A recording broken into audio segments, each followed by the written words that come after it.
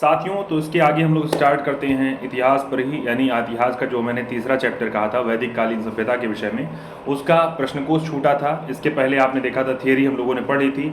मैंने कहा था 11 सवा 11 बजे वो सेशन होगा, उसके जस्ट बाद ही ये सेशन होगा, उसी क्रम में आपको ये प्रोवाइड कराया जा रहा है। बिना समय बर्बाद किए मैं फिर कह दूँ, जितने भी यूपी पीसीएस के एस्पिरेंट हैं या फिर आरओ के हैं या फिर UP pre exam SSC GD इससे जुड़े हुए, विशेष करके यूपी पीसीएस और खास करके आरओ, इन लोगों के लिए मोस्ट इंपॉर्टेंट है आपके लिए ये घटनाचक्र पूर्वावलोकन का सीरीज, जिसमें हम लोग प्रीवियस ईयर के क्वेश्चन को कवर करने का काम कर रहे हैं। ठीक है ना। चलिए बिना समय बर्बाद किए स्टार्ट करते हैं साथियों सेशन को। यहाँ नाम दिया है एक किसका।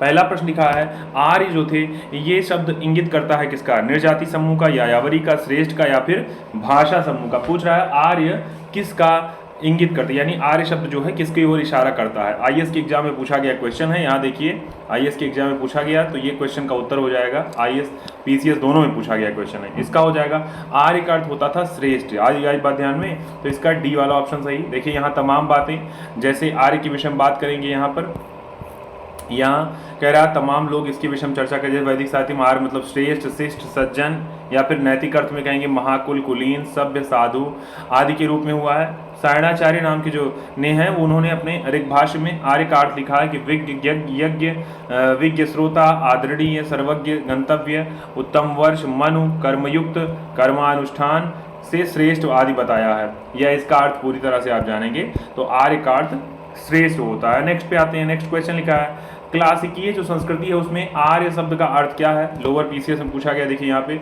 लोअर पीसीएस में पूछा गया क्वेश्चन है कि भाई क्या कहा गया इसको, तो आप जानिएगा। ईश्वर में विश्वासी, एक वंशानुगत जाति, एक विशेष धर्म विश्वास करने वाले, या फिर उत्तम व्यक्ति। भाई सीधी सीधी बात, अगर किसी भी संस्कृति की बात करें और आर्य का अर्थ पूछे, तो आर्य का मतलब एक उत्तम व्यक्ति। इसका डी वाला ऑप्शन क्या हो जाएगा, राइट आंसर हो जाएगा। नेक्स्ट पे आते हैं। सबसे पुराना लिखा हुआ है, सबसे पुराना वेद कौन सा है, यहाँ दे रहा है सबसे पुराना वेद कौन सा है। ये भी पीसीएस और उत्तराखंड पीसीएस दोनों में पूछा गया क्वेश्चन है। सबसे पुराना वेद आपका अगर कहा जाएगा तो सबसे पुराना वेद ऋग्वेद है, जिस ठीक बात है ना। आगे आते हैं, जबकि 4 वेदों की देखिए 4 ऋग, साम, यजुर, अथर्व की आती है, जिसमें सबसे पुराना ऋग्वेद है। आगे कह रहा है त्रयी नाम है किसका, 3 वेदों का, हिंदू धर्म के 3 देवताओं का, धर्म, संघ और का होगा युद्ध का, और 3 मौसम का। तो भाई जाहिर सी बात है त्रयी कहा जाता है 3 वेदों को, जिसमें ऋगु का नाम आता है, साम का आता है और यजुर का आता है। इन 3 वेदों को जोड़ करके इन्हीं के तीनों का उपनाम त्रयी या फिर वेदत्रयी कहा जाता है। नेक्स्ट क्वेश्चन पे आते हैं भाई। इसके बाद नेक्स्ट क्वेश्चन लिखा हुआ है यहाँ पर, किस वैदिक धर्म में वर्ण का सर्वप्रथम नामोल्लेख मिलता है। भाई कौन सा ऐसा वैदिक ग्रंथ था जिसमें सबसे पहले वर्ण की बात की जाए, जिसमें ब्राह्मण, क्षत्रिय, वैश्य, शूद्र या फिर इनका नाम आता है। तो आप ये इसका उत्तर क्या हो जाएगा। इसका उत्तर साथियों जाहिर सी बात है ऋग्वेद ही पहली बार वेदों में आया था, या पहली बार साहित्य अगर कोई वैदिक ग्रंथ पहला है तो पहला वैदिक ग्रंथ हुआ करता था ऋग्वेद ही। तो इसी वजह से इसका उत्तर क्या हो जाएगा, ऋग्वेद ही हो जाएगा। ठीक बात है ना। नेक्स्ट क्वेश्चन पे आते हैं। यहाँ तो ऋग्वेद हो गया इसका। अगले क्वेश्चन पे आए, देखिए यहाँ वर्ण से वर्ण का अर्थ क्या दिया गया था रंग में, बाद में वर्ण का अर्थ क्या दिया गया, कामों के आधार पर जातियों के लिए होने लगा। ठीक बात है ना। कहाँ लिखा है आर्य को गोरे वर्ण से कहा जाता है, जबकि दासों को कृष्ण वर्ण या काले रंग से। यहाँ ऋग्वेद कह रहा है उसमें 10वें मंडल में ही लिखा हुआ है पुरुष सूक्त, जिसमें शूद्र का वर्णन पहली बार मिलता है। आगे आते हैं। वर्ण व्यवस्था से संबंधित पुरुष सूक्त मूलतः पाया गया किसमें, अथर्व, ऋग, साम या फिर मनुस्मृति में। भाई पूछ रहा है पुरुष सूक्त किसमें पाया गया है। छत्तीसगढ़ में पूछा गया क्वेश्चन है पीसीएस में। इसका उत्तर साथियों देख रहे हैं आप लोग सीधा सीधा, इसका उत्तर हो जाएगा ऋग्वेद। यानी ऋग्वेद 10वें मंडल में आपको ऋग्वेद का उत्तर आ रहा है। कह रहा है कि विराट पुरुष से ही वर्ण व्यवस्था का उत्पन्न हो रहा है, जिसमें मुख, क्षत्रिय मुख, बाहु और जांघा और साथ ही साथ में पैर।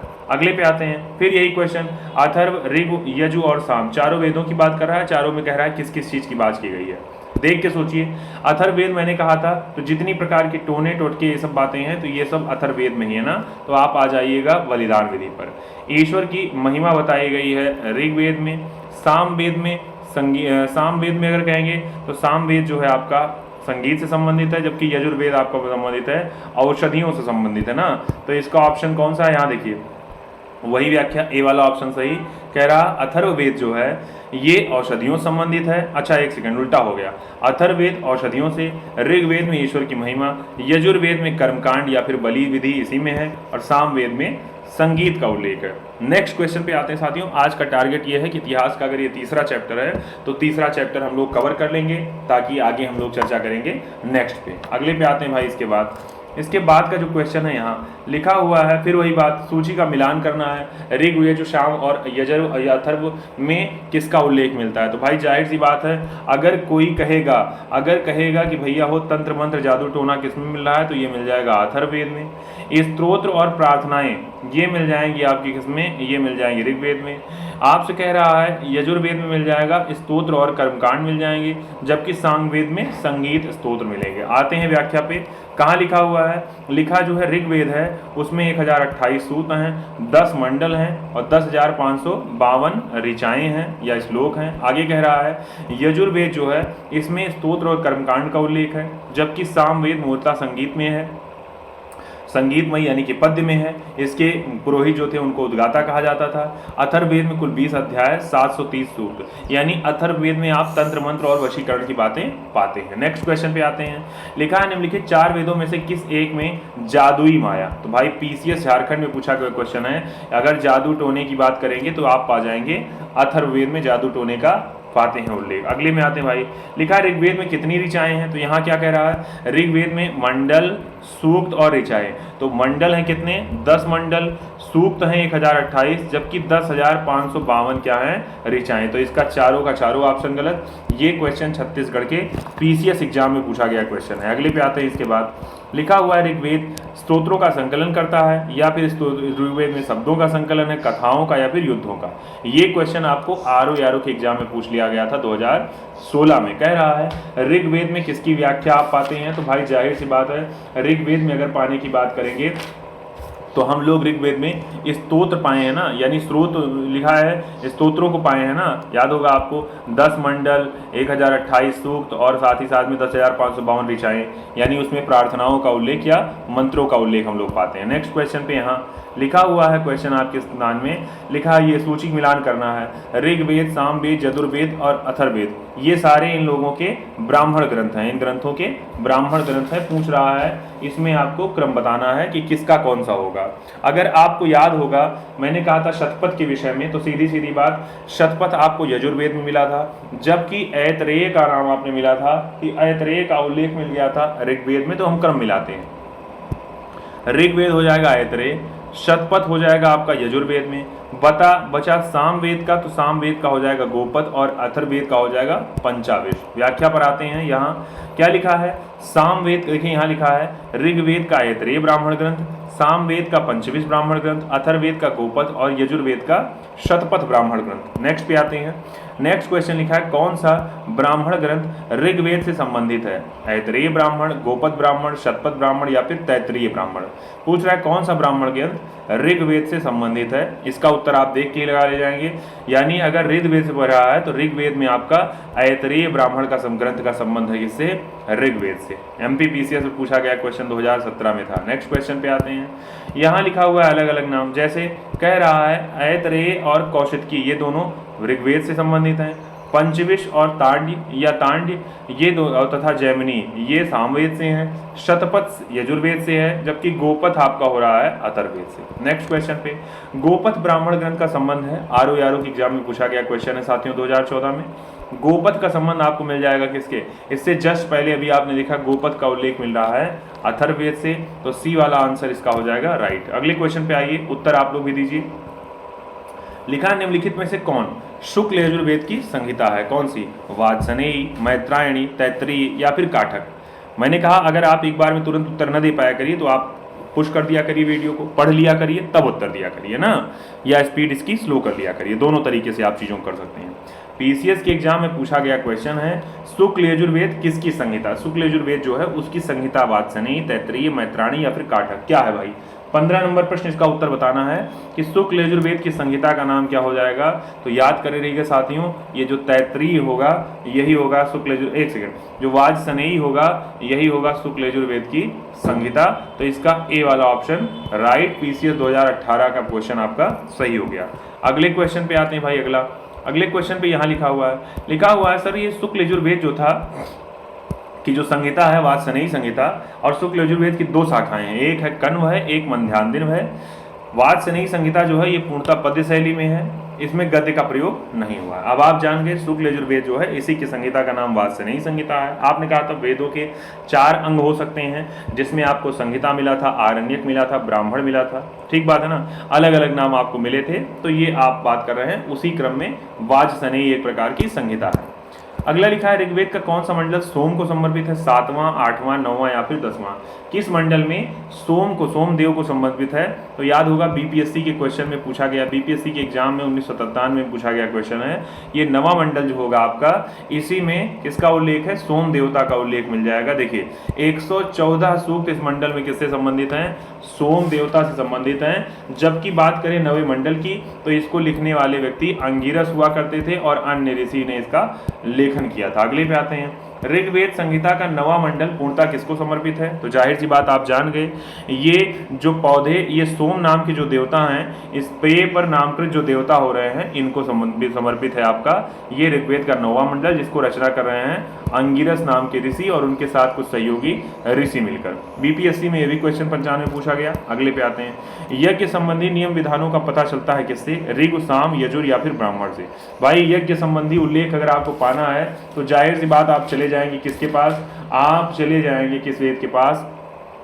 आप चले जाएंगे न साम के पास, न ऋग के पास, न ब्राह्मण के पास, आप चले जाएंगे यजुर्वेद के पास। यानी यज्ञ कर्मकांड का उल्लेख इसी में आपको मिलता है। ये राजस्थान के एग्जाम में पूछा गया है। यजुर्वेद जो है इसकी 2 भाग मिले हैं, एक मिला है शुक्ल यजुर्वेद, एक कृष्ण यजुर्वेद। नेक्स्ट क्वेश्चन लिखा हुआ है, निम्नलिखित में से किसका संकलन ऋग्वेद पर आधारित? भाई अगर इसकी संकलन की बात करेगा तो जाहिर सी बात है, आपने कहा कई ऐसे वेद हैं ऋग्वेद के बाद जो हैं आपके, उनमें से जो लगभग सूक्त या लगभग प्रार्थनाएं जो हैं उसी में से ले ली गई हैं, तो ये ध्यान करे रहिएगा। तो इसका उत्तर क्या हो जाएगा? अगर कहेगा ऋग्वेद के संकलन पर अगर आधारित की बात करेगा तो वो आपका होगा सामवेद हो जाएगा। सामवेद जो था इसका यानी सामवेद का संकलन ऋग्वेद पर ही आधारित है। पीसीएस प्री के एग्जाम में पूछा गया क्वेश्चन। यहाँ देखिए सामवेद की बात कर रहा है तो इसमें कुल 1085 ऋचाएं हैं।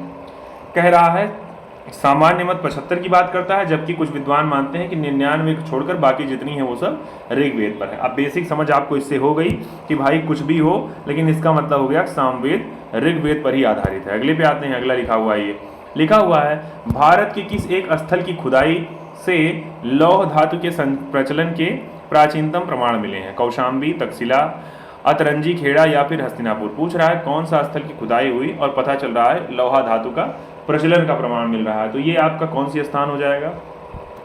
आपको उत्तर देना है। पीसीएस 1998 में पूछा गया क्वेश्चन है साथियों।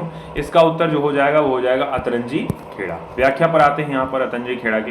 कह रहा है अहित छत्र, यहाँ लिखा है अहित छत्र, साथ ही साथ में आपको अतरंजी खेड़ा, आलमगीरपुर, मथुरा, रोपड़ और श्रावस्ती, कापिल, ये सारी जगहों पर जब खुदाई हुई तो इसमें लौह युगीन संस्कृति यानी कि लोहे के अवशेष प्राप्त हुए। साथ ही साथ अतरंजी खेड़ा में लौहमल यानी कि आप कहेंगे धातु लोहे के अयस्क प्राप्त हुए। धातु शोधन में प्रयुक्त होने वाली भट्टियां मिली। कहने का अर्थ ये पता चला कि उस समय में इसका प्रयोग होता रहा था। अगले क्वेश्चन पे आते हैं, लिखा हुआ है, ये लिखा हुआ उपनिषद जो पुस्तकें हैं वो किस पर हैं? धर्म पर हैं, विधि पर हैं, दर्शन पर हैं या फिर योग पर हैं। पूछ रहा है उपनिषद वाली जो पुस्तकें हैं किस पर आधारित है, तो आप बता ले जाएंगे साथियों, ये जाहिर सी बात है ये दर्शन पर आधारित है ना। उपनिषद को भी अंग माना गया है वेद का। मैंने कहा था ब्राह्मण, संहिता, आरण्यक और उपनिषद, ये 4 भाग माने गए हैं किसके? वेद के। नेक्स्ट क्वेश्चन पे आते हैं भाई। इसके बाद देखिए पीसीएस में 2002 और 4 दोनों में पूछा गया क्वेश्चन। अगला, उपनिषदों का मुख्य विषय क्या है? तो कह रहा है उपनिषदों का जो मुख्य विषय है वो जाहिर सी बात है विधि है, सामाजिक व्यवस्था है, राज्य या फिर दर्शन है। अभी इसके पहले वाला क्वेश्चन, इसका जो प्रमुख विषय है वो है क्या? दर्शन। ठीक बात है ना, ध्यान करे रहिएगा। आगे बात करते हैं, यहाँ लिखा हुआ है क्या? लिखा हुआ है आगे क्वेश्चन में कि पीसीएस में पूछा गया क्वेश्चन है कि निम्नलिखित में से किस एक वैदिक साहित्य में मोक्ष की चर्चा है, यानी मोक्ष का उल्लेख हुआ है? ऋग्वेद, परवर्ती संहिताएं, उपनिषद या फिर ब्राह्मण। किसमें उल्लेख पहली बार आता है मोक्ष का? आपको बताना है इस क्वेश्चन के विषय में। भाई जाहिर सी बात है, आपने पढ़ा था 108 उपनिषद हैं, 108 उपनिषदों में से ही आपका श्वेताश्वतर उपनिषद जो है उसमें आपका उपनिषद में मोक्ष की चर्चा मिलती है। देखिए यहाँ व्याख्या पर आते हैं, कौन सा उल्लेख है? देखिए यहाँ आ गया श्वेताश्वतर उपनिषद जो है, इसी में पहली बार किसका उल्लेख आया? मोक्ष का उल्लेख आ रहा है, ध्यान करे रहिएगा। जबकि वेद जो है उसमें मोक्ष का उल्लेख कहीं पर नहीं हुआ है। नेक्स्ट क्वेश्चन कह रहा है अध्यात्म ज्ञान के विषय में यम और नचिकेता का संबंध किस उपनिषद में हो रहा है बृहदारण्यक, छांदोग या फिर काठोपनिषद। तो आप जाहिर सी बात जान जाएंगे, अगर यम और नचिकेता की बात करेगा तो वो साथियों हो जाएगा कौन सा, वो हो जाएगा कठोपनिषद। आई बात ध्यान में। अगर बृहदारण्यक के विषय में कहता तो आप कहते यहाँ पर गार्गी का उल्लेख हो रहा था याज्ञवल्क्य के साथ संवाद, और कठोपनिषद में हो रहा है आपने कहा नचिकेता का यम के साथ संवाद हो रहा है, ठीक है ना, याद करे रहिएगा। अगले पे आते हैं। देखिए कई बार एक क्वेश्चन पूछा गया है, देखिए यहाँ पर आईएएस के एग्जाम में पूछा गया क्वेश्चन 1997 में, पीसीएस 99 में, यूपी की परीक्षा कोई उसमें 2002 में, और उत्तराखंड की पीसीएस में पूछा गया 2005 में। अगले पे आते हैं। यहाँ देखिए नेक्स्ट क्वेश्चन पे आते हैं। आगे लिखा हुआ है, यहाँ पे लिखा हुआ है, ये देखिए लिखा हुआ है कठोपनिषद जो था उसमें यम और नचिकेता के बीच में संवाद हो रहा है और उसका उल्लेखन हुआ है। कह रहा है इसमें आचार्य यम नचिकेता को उपदेश दे रहे हैं, कह रहे हैं ना तो इस आत्मा का कभी जन्म होता है और ना ही कभी इसकी मृत्यु होती, यह अजन्मा है, नित्य है, शाश्वत है। और लिखा हुआ है कठोपनिषद जो है ये कृष्ण यजुर्वेद का उपनिषद है। ध्यान करे रहिएगा, उपनिषद जो हैं ये वेदों के ही अंग हैं, ठीक है ना। अगले पे आते हैं भाई। इसके बाद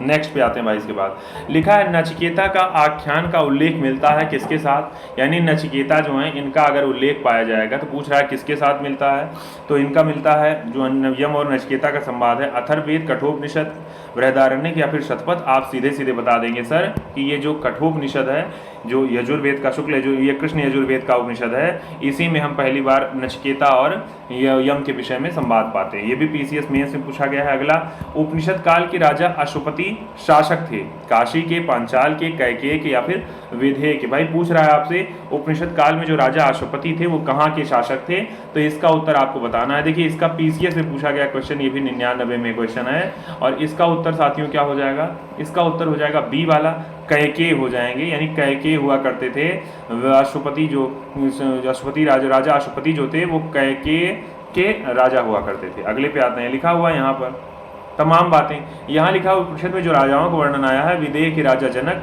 पंचाल के राजा प्रवाहण जाबाली, कैकेय के राजा अशुपति और काशी के राजा अजात शत्रु का उल्लेख आता है। आगे आते हैं। लिखा है पीसीएस 2014 में कह रहा है इसमें कि बताइए वैदिक साहित्य का सही क्रम आपको बताना है, और कह रहा है इसमें क्रम आपको बताना है। सबसे पहले क्या आई, तो भाई जाहिर सी बात है सबसे पहले वैदिक संहिताएं आई, तो ये तो चारों में दिया है। अब सबसे पहले वैदिक संहिताएं आई, तो वैदिक संहिताओं के बाद ब्राह्मण आए, ग्रंथ आए, ब्राह्मण के बाद आरण्यक ग्रंथ यानी जंगलों में लिखे गए, और जंगलों के बाद उपनिषद आए जिसमें 108 उपनिषद देखते हैं आप लोग ना।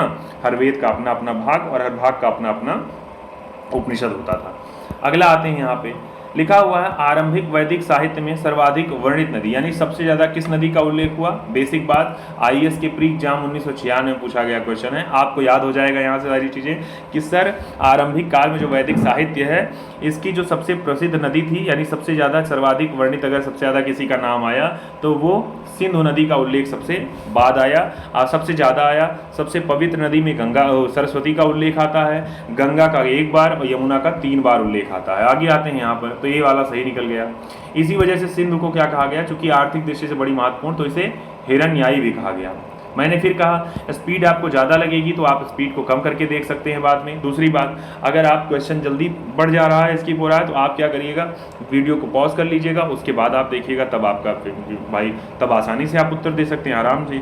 यूपी पीएससी आयोग के जीआईसी में पूछा गया क्वेश्चन है कि वैदिक नदी अस्किनी जो है वर्तमान समय में इसे किस नाम से जाना जाता है। भाई सीधी सीधी बात, मैंने कहा था ऐसे क्वेश्चन आपको आगे चल के आपको मिलेंगे भी, मिल भी गया आपका। यानी अस्किनी जो है ये आपका, ये जो वर्तमान समय में चिनाब नदी है इसी को अस्किनी नदी कहा जाता है। किस समय में, तो ये कहा जाता था आपके उस समय की बात कर रहा है, ये कहा जाता था, ये वैदिक काल की बात कर रहा है। नेक्स्ट क्वेश्चन पे आते हैं। यहाँ नेक्स्ट क्वेश्चन आपकी स्क्रीन पे ये नेक्स्ट क्वेश्चन आपकी स्क्रीन पे यहाँ है, दिया गया है आगे। कह रहा है ऋग्वेद जो है इसमें निम्नांकित जो नदियाँ हैं, वो कह रहा है कि इसका उल्लेख अफगानिस्तान के साथ हुआ है। याद करिए अफगानिस्तान के लिए 4 नदियों का उल्लेख हुआ था, यानी अफगानिस्तान जो है वहाँ के लिए 4 नदियों का उल्लेख हुआ था, जिसमें आपको याद होगा क्रुब, कुर्रम, और आपके साथ में आपका याद होगा गोमल और सुवास। तो ये 4 नदियाँ मिली थी, जिसमें आपके ऑप्शन में यहाँ दिया गया, पीसीएस में पूछा गया क्वेश्चन कि कुभा और कुर्रम, यही दोनों नदियां जो इस वाले विकल्प में सही पा रही हैं, कहाँ के लिए? अफगानिस्तान के लिए। ठीक है ना। अगले क्वेश्चन पे आते हैं। यहाँ देखिए, यानी जो वर्तमान समय में काबुल नदी है उसको कुभा कहा जाता था, कुर्रम जो नदी है उसको कुरुम, गोमती जो है उसको गोमल, जबकि स्वात कहा जाता था सुवास्त को। ठीक है ना, कहा जाता है। अगले क्वेश्चन पे आते हैं। वैदिक नदी कुभा जो है इसका स्थान कहाँ निर्धारित होना चाहिए? तो तुर्किस्तान, पंजाब, कश्मीर या फिर अफगानिस्तान, आप बता लेंगे। इसका उत्तर साथियों क्या हो जाएगा? इसके पहले ही आपने देखा अफगानिस्तान इसका उत्तर हो जाएगा। नेक्स्ट क्वेश्चन पे आते हैं। देखिए ये भी यूपीपीसीएस 1999 पूछा गया है। अगले क्वेश्चन पे आए। लिखा हुआ सूची 1 का 2 से मिलान करना है। कह रहा है कुभा, वैष्णवी, सदारीरा और सदुत्री। यहाँ नाम दिए गए हैं वैदिक नदियों के और उनका वर्तमान समय का आधुनिक नाम दिया गया है। जाहिर सी बात है, अगर आप कहेंगे तो अगर कहा जाएगा परुष्णवी तो परुष्णवी रावी नदी को कहा गया, शतुद्री सतलज को कहा गया, सदानीरा गंडक को कहा जाएगा और कुभा कहा गया काबुल नदी को ना। तो इसके विकल्प में आप देखेंगे तो क्या दे रहा है? बी वाला विकल्प राइट दे रहा है, तो ये आपका सही हो जा रहा है। अगले क्वेश्चन पे आते हैं भाई। इसके बाद यहाँ देखिए लिखा हुआ है, क्या लिखा हुआ है यहाँ पर? महाभारत काल में महानदी का नाम क्या क्या था? यानी महानदी जो था इसका नाम लिखा है महाभारत काल में जो महानदी था, इसका महानदी का क्या नाम था? कावेरी, महानंदा, ताप्ती या फिर गंगा। ये भी छत्तीसगढ़ पीसीएस में पूछा गया क्वेश्चन है। यानी महानदी को उस समय क्या कहा जाता था, आपको बताना है। तो यहाँ इसका मुझे लगता है कोई उल्लेख ही नहीं आया है, तो ई वाला विकल्प इसका राइट हो जाएगा। देखिए यहाँ क्या दे रहा है? महाभारत काल में महानदी का नाम आ रहा है और लिखा जा रहा है इसको चित्रोत्पला। ठीक बात है ना। यानी महानदी का जो उल्लेख हो रहा है, ये महाभारत जब आप का साहित्य पढ़ेंगे तो वहाँ पर आप भीष्म पर्व में उल्लेख पाएंगे महानदी को चित्रोत्पला नदी के नाम से कहा जाने का। अगले भी आते हैं। उत्तर वैदिक काल की बात कर रहा है। यहाँ कह रहा है इसमें क्या प्रचलित, इसमें प्रचलित हुई, यानी कौन सी प्रथा उत्तरी वैदिक काल में प्रचलित हुई? धर्म, अर्थ, काम, मोक्ष की, ब्राह्मण, क्षत्रिय, वैश्य, शूद्र की, ब्राह्मण, गृहस्थ, वानप्रस्थ, संन्यास की, या फिर इंद्र, सूर्य, रुद्र और। तो पूछ रहा है कौन सी प्रथा प्रचलित हुई इसमें। तो आप इसमें क्या कह सकते हैं? ध्यान करिए, वहाँ पर कई विषय, जैसे आपने कहा 4 प्रकार के, आप कहेंगे 4 पुरुषार्थों की बात की गई थी, धर्म, अर्थ, काम, मोक्ष, और साथ ही साथ में 4 आश्रमों की बात की गई थी, ब्रह्मचर्य, गृहस्थ, वानप्रस्थ और संन्यास की बात की गई थी ना। यानी ब्रह्मचर्य में आपने धर्म का ज्ञान करिए, अर्थ में आप गृहस्थावस्था में आप कमाइए, और वानप्रस्थ में आप ऐसा नहीं है कि इसके साथ जोड़िए, लेकिन कुल मिला के जानिए 4 पुरुषार्थ और 4 आश्रमों का उल्लेख। IAS 1994 में पूछा गया क्वेश्चन है आपके लिए यहाँ पर। अगले पे आते हैं भाई। इसके बाद लिखा हुआ है यहाँ पर, देखिए यहाँ लिखा है जाबालोपनिषद जो है उसमें ही 4 आश्रमों का उल्लेख मिल रहा है, तो ये ध्यान करे रहिएगा। अगले क्वेश्चन पे रीत और धर्म, इसकी बात जब कर रहा है तो भारत की प्राचीन वैदिक सभ्यता के एक केंद्रीय विचार को चित्रित करते हैं। कौन चीज? रीत और धर्म। विचार करना है इस पर। कह रहा धर्म व्यक्ति के दायित्वों एवं स्वयं तथा दूसरों के प्रति व्यक्तिगत कर्तव्यों की संकल्पना था, या फिर रीत जो था वो मूलभूत नैतिक विधान था जो श्रेष्ठ और उसमें अंतर्निहित सारे तत्वों के क्रियाकलापों को संचालित करता था। अब भाई यहाँ व्याख्यात्मक, ये आपका कूट वाला क्वेश्चन है, RO PCS या फिर UPSC स्तर का। तो यहाँ इसके विषय में हम आते हैं। यहाँ डी वाला ऑप्शन दे रहा है, कह रहा है यहाँ पर डी वाला ऑप्शन का मतलब है ना ही 1 सही है इसके विषय में, ना ही 2 सही है। व्याख्या पर आए हैं तो लिखा हुआ है कि जो लिखा है वरुण देवता थे, इन्हीं को नैतिक व्यवस्था का प्रधान इन्हीं के हाथ में था, इसी वजह से इन्हें ऋतस्य गोपा कहा गया। रीत और धर्म जो बात आप सुन रहे हैं इनसे संबंधित यही आपके हो जाएंगे। अगला, भारतीय संस्कृति में रीत का अर्थ क्या है? प्राकृतिक नियम, मानवीय नियम, कृत्रिम या फिर सामाजिक नियम।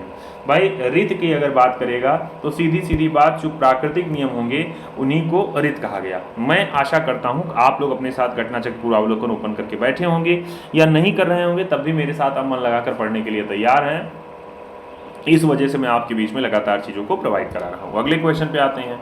यहाँ लिखा हुआ है वैदिक देवताओं में किसे उनका पुरोहित माना जाता था? भाई किसे वैदिक देवताओं में से किसे देवताओं का पुरोहित? तो भाई जाहिर सी बात है बृहस्पति को ही कहा जाएगा। यहाँ आते हैं किसको कह रहा है? बृहस्पति जो देवता थे उनको देवताओं का पुरोहित माना जाता था या देवताओं का गुरु माना जाता था। अगले बातें हैं, IAS में पूछा गया 95वां क्वेश्चन है, कह रहा है ब्रह्मवादिनी कौन सी थी जिसने कुछ वेद मंत्रों की रचना की? भाई वेद मंत्रों, कुछ वेद मंत्रों की रचना करने वाली महिला कौन थी? गार्गी, लोपामुद्रा, लीलावती या फिर सावित्री। मैंने कहा था अगस्त्य ऋषि जो थे उनकी पत्नी एक थी, उन्हीं पत्नी जो रही हैं उन्होंने भी वेदों में कुछ मंत्र लिखे हैं। तो आपका इनका नाम याद होगा आपको, इनका नाम था लोपामुद्रा, ये अगस्त्य ऋषि की पत्नी थी। अगले पे आते हैं भाई, यहाँ लिखा है कई और लोगों का नाम आता है, अपाला का, घोषा का, विश्वारा का, लोपामुद्रा का, जबकि लोपामुद्रा थी अगस्त्य ऋषि की पत्नी। अगले क्वेश्चन पे आते हैं, ऋग्वेद काल में जो निष्क शब्द का प्रयोग हुआ है आभूषण के लिए होता था, किंतु परवर्ती काल में इसका प्रयोग किस अर्थ में लिया जाने लगा? शस्त्र, कृषि औजार, लिपि या फिर सिक्का। भाई इसे भी देख कर लगा लेंगे, सर इसमें सिक्का हो जाएगा इसका सही ऑप्शन। भाई सिक्के के रूप में और इसके बाद में आपको इसको लेने ले, शुरुआत में इसको यानी वैदिक सभ्यता में शुरुआत में एक प्रकार का आभूषण ही था, बाद में सिक्के के रूप में इसका प्रयोग होने लगा, ठीक है ना। अगले क्वेश्चन पे, ऋग्वैदिक काल में निष्क किस अंग का आभूषण था? पीसीएस मेंस में पूछा गया क्वेश्चन है, ऋग्वैदिक काल में निष्क किस अंग का आभूषण था? तो ये होगा भाई निष्क कहाँ का आभूषण था? तो आप करें गले में सोने का हार ना, तो हार कहाँ पहना जाता था? गले में, तो गले का एक प्रकार का आभूषण हुआ करता था। नेक्स्ट क्वेश्चन पे इसके बाद आ रहे हैं भाई, बी वाला सही हो गया। आगे आते हैं, यहाँ पर लिखा है भारत में, प्राचीन भारत में निशाका जाने जाते थे, स्वर्णाभूषण या फिर तांबे के सिक्के या फिर गाय या फिर चांदी के सिक्के। आप याद करिए कुछ देर पहले सोने के हार की व्यवस्था है और सोने के हार के बाद सिक्के की व्यवस्था है, तो आप यहाँ क्या कह सकते हैं? अगर सोने के सिक्के होते तब कह सकते थे, लेकिन सोने के आभूषण है तो इसको भी निष्क के रूप में जाना जाता था। ये पीसीएस के 2005 में पूछा गया क्वेश्चन है, ठीक बात है ना। नेक्स्ट क्वेश्चन पे आते हैं। मैंने कहा आप धैर्यता वाले विद्यार्थी होंगे, नियमित होंगे, तो बहुत ज़्यादा बोलने की आवश्यकता नहीं, बहुत अन्यत्र यत्र हमें बताने की आवश्यकता नहीं है, लगातार बने रहिए।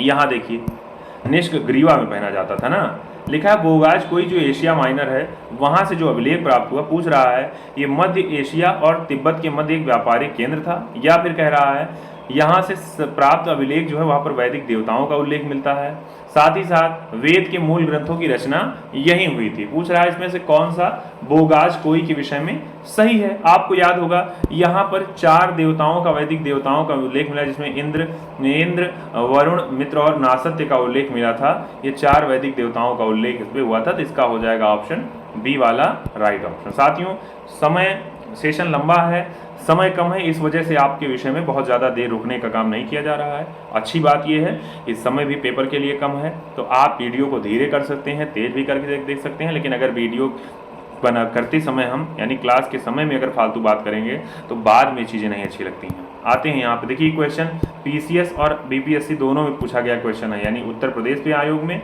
और बिहार वाले में भी। ये जो एशिया माइनर जो बोगाज कोई है ये 14वीं सदी में प्राप्त हो रहा है अभिलेख, और साथ ही कब में प्राप्त हो रहा है, इसमें 4 वैदिक देवताओं का उल्लेख मिल रहा है, ठीक है ना। आगे बात करते हैं यहाँ पर। अगला है 43 नंबर प्रश्न, कह रहा है कौन सा अभिलेख जो ईरान से भारत में आर्यों के आने की सूचना देता है। भाई जाहिर सी बात है, आपने अभी तक चर्चा पढ़ा किसका, बोगाज कोई का पढ़ा, एशिया माइनर वाले का, तो कह रहा है किसमें उल्लेख पा रहे हैं आपकी ईरान से ही भारत आए थे ये लोग, तो आप कहेंगे बोगाज कोई एशिया माइनर वाले अभिलेख में, ठीक है ना। अगले क्वेश्चन पे आते हैं।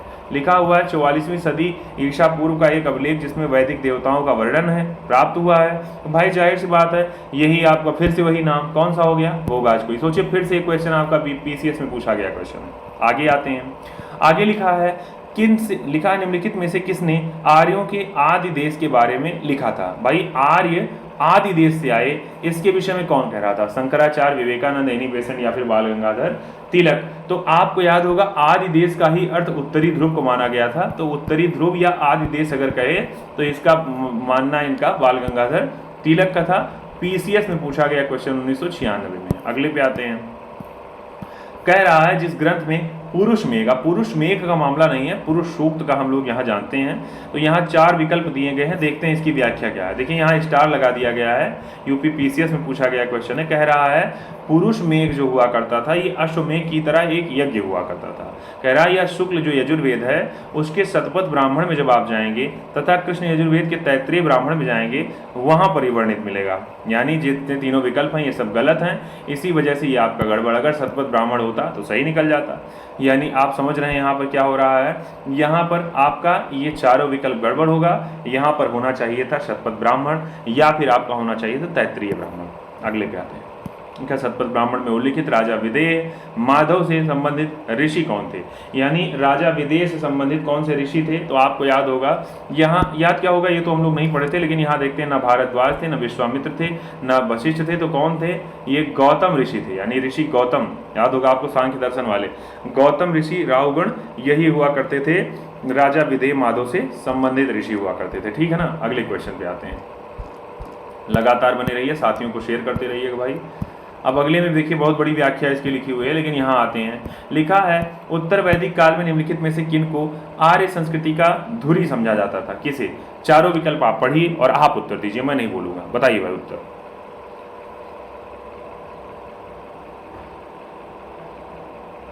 क्या हो जाएगा इसका उत्तर? जल्दी बताइए आप लोग, जल्दी बोलिए भाई। कह रहा है उत्तर वैदिक काल जो है, इसमें किनको आर्य संस्कृति का धुर यानी कि धुरी समझा जाता था? तो याद करे रहिएगा, इसका डी वाला विकल्प सही हो जाएगा, मत्स्य और सूरसेन को। अगले क्वेश्चन पे आते हैं। यहाँ पर लिखा हुआ है, गोत्र शब्द जो है, इसका सबसे पहली बार प्रयोग याद करिए।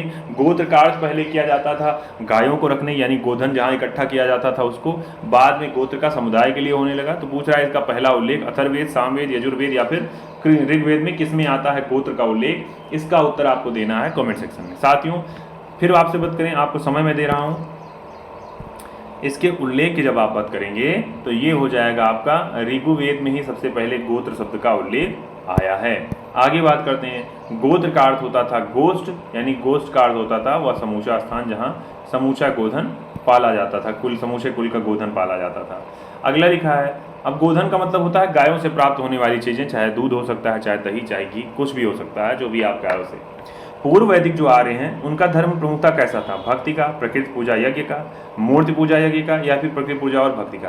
देखिए भाई, भक्ति का तो कोई मामला मिल नहीं रहा, ना मूर्ति पूजा का मिल रहा है, ना तो भक्ति का, यानी प्रकृति पूजा और यज्ञ का। ऐसा कहीं नहीं दिखाया गया कि नाम कीर्तन कर रहे हैं या कुछ और कर रहे हैं। यहाँ केवल इतना है, प्रकृति यानी जो देवताएं हैं उनकी पूजा कर रहे हैं, साथ ही साथ यज्ञ की पूजा कर रहे हैं। किसकी बात कर रहा है? ये पूर्व वैदिक काल की बात कर रहा है, ना कि उत्तर वैदिक काल की कर रहा है। अगले पे आते हैं। यहाँ एक वैदिक काल में जनता निम्न से मुख्यतः किसमें विश्वास करती थी? तो भाई जाहिर सी बात है, किसमें विश्वास करती थी उस समय? उस समय विश्वास करती थी बलि में करती थी और कर्म कांड में करती थी। किसकी बात कर रहा है? ये ऋग्वैदिक काल की बात कर रहा है। अगले पे आते हैं। लिखा हुआ है, 10 राजाओं का जो युद्ध हुआ था ऋग्वेद के 7वें मंडल में उल्लिखित, कह रहा है किस नदी के तट पर लड़ा गया था? तो आपको याद होगा वो नदी थी रावी नदी, जिसका पुराना नाम हुआ करता था परुष्णवी नदी ना। तो ये आपका राइट आंसर हो जा रहा है। चलिए भाई, लगातार मैं आप लोगों को समय भी दूंगा। आप वीडियो खत्म होने के बाद कमेंट सेक्शन में जब ज़्यादा से ज़्यादा कमेंट करेंगे, यानी आपकी संख्या के आधार पर मैं इन चीज़ों को करवाऊंगा। आगे लिखा हुआ ऋग्वेद में जो 10 राजाओं का सुदास के साथ जो युद्ध लड़ा गया था, किस नदी किनारे? तो परुष्णवी, जो कि रावी नदी है। ये भी पीसीएस मेंस में पूछा गया क्वेश्चन है। अगला क्वेश्चन लिखा है, किस नदी को माते तमा देवी तमा की संज्ञा दी गई है? पीसीएस में ये भी क्वेश्चन पूछा गया है। माते तमा, देवी तमा, नदी तमा के रूप में उल्लिखित किया जाता था किसे? वो किया जाता था सरस्वती नदी को, क्योंकि ये बहुत पवित्र नदी मानी गई थी उस वाले काल की। अगले क्वेश्चन में उस जनजाति का नाम बतलाइए जो ऋग्वैदिक काल के पंचजन से संबंधित नहीं है। यदु, तुवर्सु, पुरु या फिर किकिट, यानी कौन सी इनसे संबंधित नहीं है? कौन से जन का टीम संबंधित नहीं है? तो याद होगा, पुरु के विषय में हमने पढ़ा, यदु के विषय में पढ़ा, तुवर्सु के विषय में पढ़ा, हमने किकट के विषय में नहीं पढ़ा। तो इसका सही उत्तर क्या हो जाएगा? यानी कि ये लोग पंचजन से संबंधित नहीं थे। कौन से? किकट नाम की जनजाति। ठीक है ना। पीसीएस में भी पूछा गया था। अगला 56 नंबर, आर्यों के जीविकोपार्जन का मुख्य साधन क्या था? कृषि, शिकार, या फिर आपसे कह रहा है यहाँ पर शिल्प, कर्म और व्यापार। तो यानी आप जानते हैं आर्यों का अगर कहा जाएगा तो मुख्य रूप से कहा जाता था ये पशुपालन, या फिर इसमें ऑप्शन में नहीं दिया है तो इसमें कृषि ही हो जाएगा। इसका सही ऑप्शन ए हो जाएगा, राइट ऑप्शन। अगले में लिखा है, आर्य मूलतः पशुपालक थे। भाई पशुपालक हैं, इसका मतलब कृषि संस्कृति और पशुपालक दोनों रही होगी इनके साथ। यव एक शब्द का उल्लेख मिला है ऋग्वेद में, तो कह रहा है यव का उल्लेख किसके लिए होता था? भाई जौ, चना, चावल या फिर गेहूं के लिए। तो आप कहेंगे सर यव का उल्लेख जो हुआ था वो जौ के लिए हुआ था ना। यव का उल्लेख हुआ था ऋग्वेद में जौ के लिए। नेक्स्ट क्वेश्चन में आए, लिखा है सुमेलित करना है, व्रीहि, मुद्ग, यव, इक्षु। अभी आपने देखा यव किसे कहा जाता था? जौ को। यव कहा जाता था जौ को, इक्षु कहा जाता था गन्ने को, व्रीहि कहा जाता था, मुझे लगता है व्रीहि कहा जाता था चावल को, जबकि मुद कहा जाता था मूंग को। ठीक है ना। ध्यान करे रहिएगा, ऐसे क्वेश्चन कई बार एग्जाम में पूछे गए हैं, तो आने वाले एग्जाम में आपसे पूछे जा सकते हैं। इसका उत्तर साथियों डी वाला विकल्प दे रहा है, तो डी वाला राइट हो जाएगा। अगले क्वेश्चन पे आते हैं। लिखा हुआ है यहाँ, फिर वही व्याख्या उसकी। पणि किस वर्ग के नागरिक होते थे? लोहार, व्यापारी, पुरोहित या फिर स्वर्णकार। यानी जो पणि शब्द है ये किस पणि वर्ग जो था ये किस प्रकार के नागरिक थे? तो आपको याद होगा जो पणि थे ये व्यापारी हुआ करते थे, इन्हीं का दायित्व कर देने का होता था ना, तो ये हो गया पणि। अगले पे आते हैं। यहाँ लिखा हुआ है पणि जो हुआ करते थे, कई बार लिखा पणि ऋण देते थे, यानी जो व्यापारी होते थे वही लोग तो ऋण देते हैं, इसी वजह से इनको ब्याज ज़्यादा लेते थे, इसी वजह से इनको वेकनाट या फिर सूदखोर भी कहा गया है। नेक्स्ट क्वेश्चन में, वैदिक युग में प्रचलित लोकप्रिय शासन प्रणाली कौन सी थी? निरंकुश, गणतंत्र, प्रजातंत्र या फिर वंश परंपरा राजतंत्र। भाई ऐसी कोई व्यवस्था नहीं मिल रही है प्रजातंत्र, निरंकुश और गणतंत्र की, यहाँ वंश परंपरागत राजतंत्र की व्यवस्था थी। किस समय की बात कर रहा है? वैदिक युग की बात कर रहा है। आगे आते हैं भाई, आगे कह रहा है वैदिक कालीन युग का जो गांव, वैदिक युगीन जो गांव सभ्यता है उसमें कह रहा है कैसी होती थी? राज दरबार होता था, मंत्रिपरिषद थी, राज्य के समस्त लोगों की एक राष्ट्रीय सभा या फिर राज्य के व्यावसायिक लोगों की सभा। तो मुझे लगता है इसका क्या हो जाएगा? इसका सी वाला हो जाएगा। सभा और समिति दो का नाम आता है, तो सी वाला यानी मंत्रिपरिषद हुआ करती थी राजा की, उसी को कहा जाता था, उसी को कहा जाता था क्या भाई? वैदिक युग की जो सभा होती थी उसी को मंत्रिपरिषद, यानी राजा को सलाह देने का ये लोग, राजा को सलाह देने का ये लोग काम करते थे। अगले क्वेश्चन पे आए। लिखा हुआ है यहाँ पर, लिखा हुआ है आपसे कि किस वेद में, लिखा हुआ किस वेद में, हाँ लिखा हुआ है किस वेद में,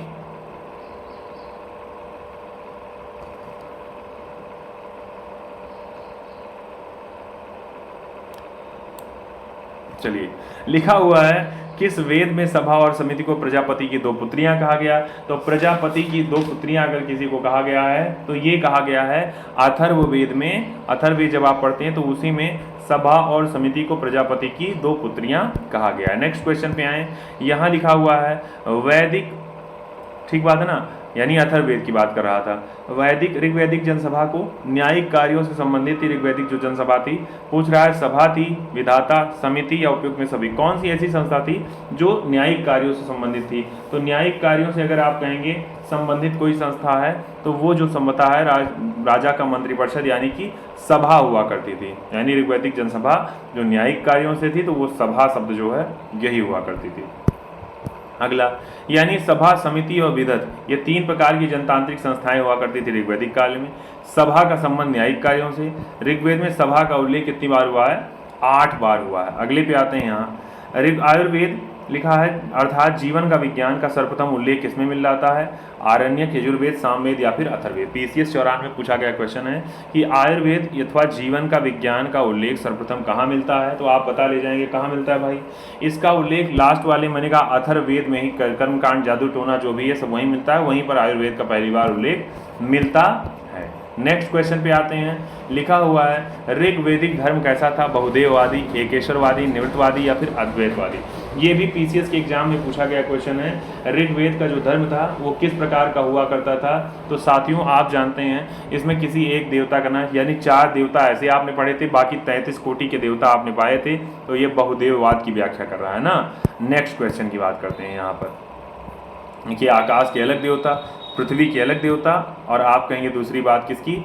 अंतरिक्ष के अलग देवता। आगे आते हैं। लिखा सर्वाधिक ऋग्वैदिक सूत्र समर्पित है किसको? इंद्र को, अग्नि को, रुद्र को या फिर विष्णु को। भाई जाहिर सी बात है सबसे इंद्र को नेतृत्व कहा जाता था, ये युद्धों का नेतृत्व करने वाले इंद्र को कहा जाता था, तो इसका बी वाला आंसर राइट हो जाएगा। नेक्स्ट क्वेश्चन पे आए। यहाँ लिखा हुआ है तमाम बात कि 250 सूक्त इसमें क्या है? इंद्र के लिए दी गई है। अगले पे आते हैं। लिखा हुआ निम्न से किसे ऋग्वेद में युद्ध देवता समझा जाता था? तो भाई युद्ध देवता समझा जाता था इंद्र को ना। अगले पे आते हैं। ऋग्वेद में सर्वाधिक संख्या में मंत्र संबंधित है किससे? अग्नि, विष्णु, यम या फिर वरुण से। भाई इस ऑप्शन में से कह रहा है सर्वाधिक मंत्र किससे संबंधित है? देखिए ऑप्शन यहाँ चेंज करके दिया है, तो ऑप्शन में सबसे पहले इंद्र का, इंद्र नहीं है तो अग्नि का उल्लेख आपका आएगा। आते हैं आगे। लिखा हुआ यहाँ ऋग्वेद में सर्वाधिक मंत्र किस वैदिक देवता को समर्पित है? अग्नि, इंद्र, वरुण या फिर आदित्य को। तो सबसे ज़्यादा अगर मंत्र किसी को समर्पित हैं तो सबसे ज़्यादा मंत्र समर्पित है ऑप्शन में इंद्र है, तो इंद्र, नहीं होता तो अग्नि, अग्नि भी नहीं होता तो वरुण को। अगले पे आते हैं। आते हैं, लिखा हुआ ऋग्वैदिक देवता इंद्र के विषय में कह रहा है कि ये झंझावात के देवता थे, पापियों को दंड देते थे, नैतिक व्यवस्था का संरक्षण, या फिर वर्षा के देवता। भाई मुझे लगता है 4 तो सही है, और कौन सा सही है, ये झंझावातों के देवता थे ना, यानी कौन सा नंबर प्रश्न है, 70 नंबर प्रश्न देखेंगे तो इसमें आपको दे रहा है कि ये झंझावात का मतलब बारिश ना, भाई बारिश और तूफान, तो ए वाला सही और 4 वाला सही, यानी कि डी वाला विकल्प इसका राइट हो जा रहा है। अगले क्वेश्चन पे आते हैं भाई। यहाँ लिखा हुआ है, लिखा है निम्नलिखित में से पूर्व वैदिक आर्यों का सर्वाधिक लोकप्रिय देवता कौन था, वरुण, विष्णु, रुद्र या फिर इंद्र। कौन हुआ करता था पूर्व वैदिक आर्यों का सर्वाधिक लोकप्रिय देवता, तो आप जानेंगे साथियों, ये हुआ करता सबसे लोकप्रिय अगर कोई होता था तो वो इंद्र देवता हुआ करते थे ना, डी वाला सही। अगले क्वेश्चन पे आते हैं। यहाँ कह रहा है, यहाँ पर बताइए ऋग्वैदिक, लिखा वैदिक, हाँ वही क्वेश्चन दे रहा है, ऋग्वैदिक काल जो है उसमें युद्ध का देवता किसे माना जाता था, तो युद्ध का देवता याद होगा आपको, इंद्र को ही माना जाता था ना। अगले क्वेश्चन पे आते हैं। अगला यहाँ पर पुरंदर भी इसे इन्हें कहा जाता था, इंद्र का उपनाम एक प्रकार का पुरंदर भी कहा जाता था। 800 से 600 ईसा पूर्व का काल बता रहा है, किस युग से जुड़ा ब्राह्मण, सूत्रयुग, रामायण या फिर महाभारत। 800 से 600 ईसा पूर्व के बीच का समय पूछ रहा है, किस युग का समय था, तो इस समय ब्राह्मण ग्रंथ खूब लिखे गए, इस वजह से इसे ब्राह्मण युग मान लिया गया। नेक्स्ट क्वेश्चन पे आते हैं। यहाँ पर गायत्री मंत्र किस पुस्तक में मिलता है, तो भाई गायत्री मंत्र का उल्लेख आपको ना तो भगवत गीता में, यजुर्वेद, ना फिर उपनिषद में, आपको मिलेगा कहाँ पर, सबसे पहली बार जो मिलेगा वो फिर ऋग्वेद में ही मिलेगा, ठीक है ना। ये भी बीपीएससी 94 में पूछा गया क्वेश्चन है। आगे आते हैं, गायत्री मंत्र के नाम से प्रसिद्ध मंत्र सर्वप्रथम किस ग्रंथ में मिलता है, तो भाई गायत्री मंत्र अगर आप पढ़ेंगे तो ऋग्वेद पढ़ेंगे, ऋग्वेद के 3रे मंडल में, जिसकी रचना विश्वामित्र ने की थी ना, जो कि सवित्र देवता को समर्पित है। आगे आते हैं। यहाँ गायत्री मंत्र की रचना किसने की थी, वशिष्ठ, विश्वामित्र, इंद्र या फिर परीक्षित। तो भाई गायत्री मंत्र की रचना किसने की थी, आप कहेंगे विश्वामित्र जो थे इन्होंने की थी, ठीक है ना। आगे आते हैं। सर्ग, प्रतिसर्ग, वंश, मनवंतर और वंशानुचरित, ये संकतक हैं किसके, वेदों के, पुराणों के, सूत्रों के या फिर उपनिषदों के। पूछ रहा है ये जो चरण दिए गए हैं आपके, सर्ग, प्रतिसर्ग, ये सब किसके हैं, तो याद होगा ये सब आपके पुराणों के हैं। मैंने कहा था वेद में, तो ऋग्वेद आपने कहा मंडल हैं, सूक्त हैं, और आप कहेंगे मंडल हैं, सूक्त हैं, ऋचाएँ हैं। वैसे ही पुराण जो हैं 18 पुराण, इनका विभाजन जो किया गया था एक पुराण का मान लीजिए, वो सर्ग में, प्रतिसर्ग में, वंश में, मनवंतर में, या फिर जैसे आप रामचरितमानस पढ़ते हैं तो आपको 7 कांड मिल जाते हैं, उसी तरह से। आगे आइए, लिखा है यहाँ पे, लिखा हुआ है पुराणों की संख्या कितनी, तो भाई देख के ही आप बता देंगे, पुराणों की संख्या 18 हुआ करती है। नेक्स्ट में, श्रीमद् भगवद गीता मौलिक रूप से किस भाषा में लिखी गई, संस्कृत, पाली, उर्दू या फिर हिंदी। देख के भी बता देंगे सर, संस्कृत में लिखी गई भगवद गीता। अगला बात करते हैं, महाभारत मूलतः किस रूप में जानी जाती है, बृहत कथा, ब्राह्मण, बृहत संहिता या फिर जय संहिता। महाभारत को जानते होंगे, जाना जाता है, महाभारत को जाना जाता था किसके रूप में, तो इसको जाना जाता था महाभारत को, एक सेकंड भाई क्वेश्चन पे आते।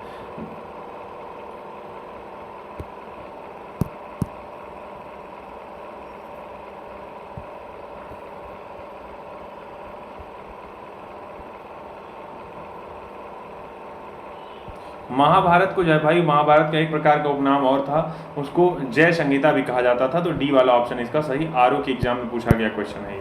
नेक्स्ट पे आए अगर यहाँ पर, तो यहाँ लिखा है, चूंकि इसमें प्रारंभ में महाभारत में 8800 लोग थे, इस वजह से जय संहिता। बाद में जब 24 से साल हो गए तो इसको कहा जाए लगा, इसको 1 लाख, यानी आप कहेंगे इसको बाद में 1 लाख जब हो गए तो इसको शतशास्त्री संहिता कहा जाने लगा। चतुर्विंशत शास्त्री संहिता भी इसका नाम हुआ करता था। यहाँ आते हैं, शतशास्त्री संहिता उपनाम किस ग्रंथ का है, तो आप कहेंगे ये भैया है, ये है महाभारत का, ठीक है ना। नेक्स्ट क्वेश्चन पे आते हैं, लिखा हुआ है, हिंदू पौराणिक कथा के अनुसार समुद्र मंथन हेतु किस सर्प ने रस्सी के रूप में स्वयं को प्रस्तुत किया, तो भाई रस्सी के रूप में आपको याद होगा नाग था एक प्रकार का, और ये वासुकी नाग था, ये आपका यही बना था किसके रूप में, यही सर्प बना था मथनी के रूप में ना। जबकि याद होगा कच्छप अवतार ले रहे हैं भगवान, कूर्म का अवतार ले रहे हैं, जिसके ऊपर मंदराचल पर्वत स्थित हो रहा है। अगले पे आते हैं भाई, यहाँ लिखा, अछूत की अवधारणा स्पष्ट रूप से उद्धृत हुई, अस्पष्ट रूप से उद्धृत हुई कब, भाई अछूत की अवधारणा जो आई है वो जब धर्मशास्त्र का समय स्टार्ट हो गया, भाई इस क्वेश्चन के हिसाब से तो वहीं से आपकी अछूत का भी धारणा आई। अछूत का अर्थ ऐसे हो गया जैसे मान लीजिए कोई गंदगी काम करे, भाई बेसिक समझिएगा, आपने किसी कोई अलग तरीके से इसको नहीं लेगा, मैं बेसिक बताता हूँ। जैसे आप मान लीजिए मांसाहार ना करें तो जाहिर सी बात है आपको मांसाहार करने वाले व्यक्ति या मांसाहार करने वाला कोई होगा उससे आपको घिन लगेगी, करेगा तब घिन लगेगी, करने वाला होगा तो उससे भी आपको, उससे आप उतना कंफर्ट जोन नहीं पाएंगे। तो उसी तरह से धर्मशास्त्र का मतलब जब जहाँ धार्मिकता ज़्यादा हुई वहाँ अगर कोई उस तरह से धार्मिकता नहीं कर रहा है, जैसे आप नहाने वाले हो कोई ना नहाता हो तो आपको क्या लगेगी, घिना लगेगी उससे, समझ रहे हैं ना। तो इसी तरह से क्या कह रखते हैं, जब धर्मशास्त्रों का स्टार्टिंग हुआ तो उसी समय से अछूतों की परंपरा भी स्टार्ट हो गई। आगे बात करते हैं, सत्यमेव जयते किस उपनिषद से लिया गया है, यूपी पीसीएस में पूछा गया। सर सत्यमेव जयते लिया गया है मुंडकोपनिषद से लिया गया। नेक्स्ट क्वेश्चन पे आए यहाँ पर, सत्य की विजय, सत्यमेव जयते, फिर वही क्वेश्चन 3-4 बार एग्जाम में पूछा गया यहाँ पर, तो ये भी आपके लिए गया है मुंडकोपनिषद से।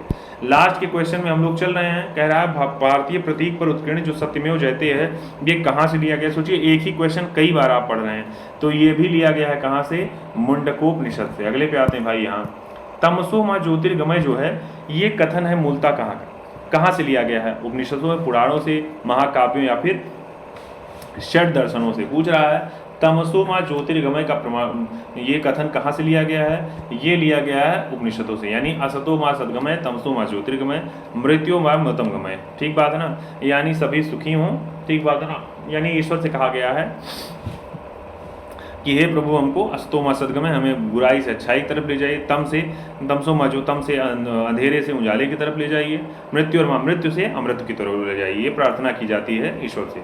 आगे बात करते हैं, ये उपनिषद का एक प्रकार का मंत्र है, अल्लाह का लिखा है। अब अच्छा कौन से उसमें है उपनिषद में, तो बृहदारण्यक उपनिषद जो है उसी में इसका उल्लेख आता है, जिसमें याद होगा आपको जिसमें आपको गार्गी का संवाद मिला था किससे, याज्ञवल्क्य से। अगला, किस उपनिषद का शाब्दिक अर्थ सफेद घोड़ा है, किस उपनिषद का कह रहा है शाब्दिक अर्थ सफेद घोड़ा है, तो ये हो रहा है किसके संबंध में, ये हो रहा है आपका सफेद घोड़ा। अगर किसी उपनिषद का शाब्दिक अर्थ है, क्या लिखा है, किस उपनिषद का शाब्दिक अर्थ सफेद घोड़ा है, तो कह रहा है इसका उत्तर हो जाएगा, ई वाला ऑप्शन इसमें दे रहा है, इसका उत्तर हो जाएगा श्वेतर जो उपनिषद है उसी को सफेद घोड़े के रूप में दिया गया है, तो इसका ये वाला हो जाएगा।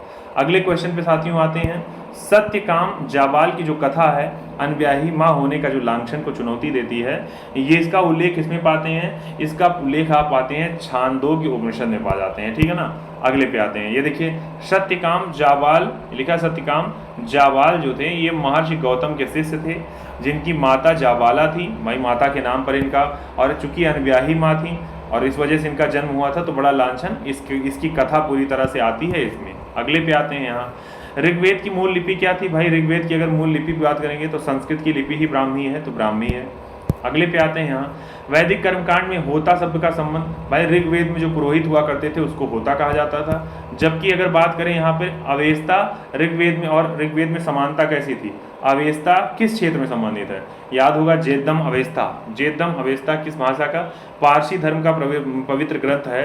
तो पूछ रहा है 92 वाले क्वेश्चन में कि अवेस्ता कहाँ से, तो ईरान से स्थित क्षेत्र से संबंधित आपको ऋग्वेद में समानता है अवेस्ता से। अभी आप देखिएगा इसके विषय में, ऋग्वेद में यहाँ पर हाँ आर्य जो है लिखा, ऋग्वेद का संबंध आर्यों से है, अवेस्ता और ऋग्वेद दोनों में कुछ भाषिक समानता है जो कि ईरान से संबंध रखते हैं। अगले पे आते हैं, लिखा हुआ वैदिक काल में किस जानवर को अग्निया या न मारे जाने योग्य में रखा गया है, तो न मारे जाने योग्य में आपको गाय का उल्लेख मिलता है, जिनको न मारे जाने में रखा जाता है। अगले में आते हैं, ऋग्वेद में अग्निया या न मारे जाने के लिए गाय का ही उल्लेख मिलता है। फिर वही क्वेश्चन, लास्ट के क्वेश्चन में हम लोग आते हैं, यहाँ पर लास्ट में लिखा हुआ है ऋग्वेद के कई परिच्छेदों में प्रयुक्त अग्न्य शब्द संबंधित है, यानी अग्निया मतलब न मारे जाने योग्य और न मारे जाने के लिए गाय का ही उल्लेख होता है, तो ए वाला ऑप्शन सही हो गया।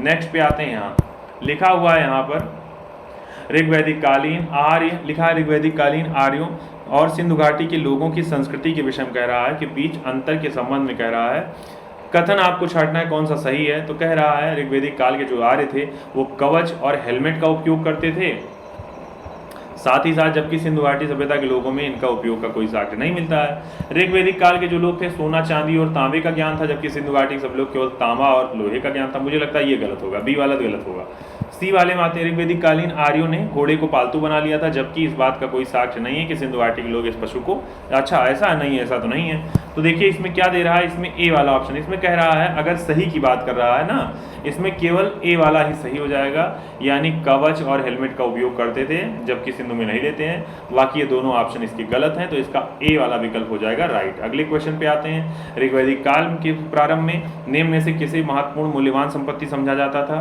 तो जाहिर सी बात है सबसे मूल्यवान संपत्ति की अगर बात की जाए तो उस समय समझा जाता था किसको? उस समय समझा जाता था बी, यानी कि गायों को समझा जाता था, क्योंकि गाय को ही अग्न्या न मारे जाने योग्य में रखा गया श्रेणी में था। अगले क्वेश्चन पे आते हैं, लास्ट थर्ड का क्वेश्चन है, थर्ड लास्ट है। क्रम दिया है सिंधु घाटी सभ्यता, उत्तर वैदिक खादी सभ्यता, ऋग्वैदिक कालीन सभ्यता और मध्यकाल। पूछ रहा है ये सभ्यताएं और किस पर आधारित थी? तो जाहिर सी बात है यहाँ अगर बात करेंगे से वैदिक काल की तो उत्तर, हाँ यहाँ ऋग्वैदिक काल में तो यहाँ पे चारागाह की व्यवस्था हो रही है। अच्छा एक सेकंड, हम व्याख्या सीधे आते हैं।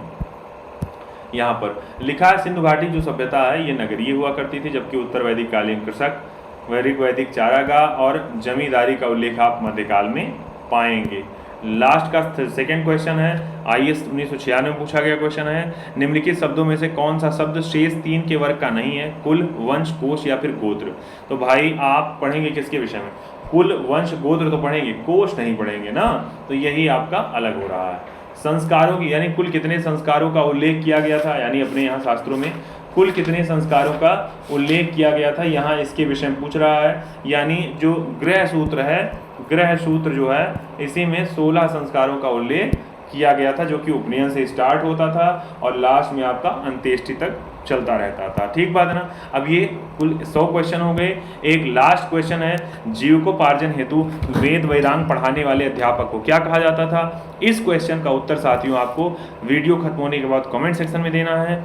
ठीक बात है ना। यानी जीविकोपार्जन हेतु वेद वेदांग पढ़ाने वाले अध्यापक को क्या कहा जाता था? इसका उत्तर आपको कमेंट सेक्शन में लिखना है। बाकी अभी के लिए इतना ही, मिलते हैं अगले सेशन में। आपको तैयार रहिए। मैंने फिर कहा बेल आइकॉन को प्रेस कर लीजिएगा, कल वाले सेशन में हम लोग बौद्ध धर्म की चर्चा पढ़ने वाले हैं। फिर मैं कह रहा हूँ इस क्वेश्चन का स्क्रीनशॉट आप ले लीजिए इसके विषय में, और याद रखिएगा इसका उत्तर आपको वीडियो खत्म होने के बाद कमेंट सेक्शन में देना है। ठीक है ना साथियों। अब अपने साथियों को प्रेरित करिएगा, सबको बताइएगा कि यहाँ पर घटनाचक्र पूर्वावलोकन का या यूपी PCS RO को ध्यान में देकर हम लोग एक नियम से चीज़ों को कवर करा रहे हैं। सबको जोड़िए। बाकी आपने इतना सहयोग किया, आपका बहुत बहुत धन्यवाद। जय हिंद, जय भारत, धन्यवाद।